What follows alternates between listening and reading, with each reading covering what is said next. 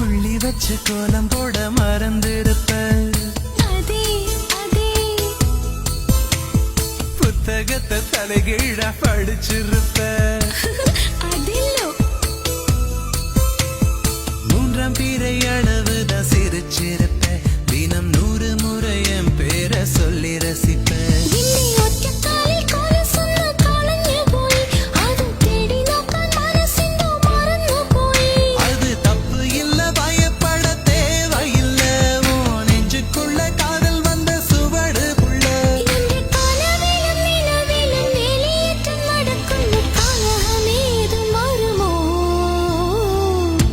மனசுக்குள்ளே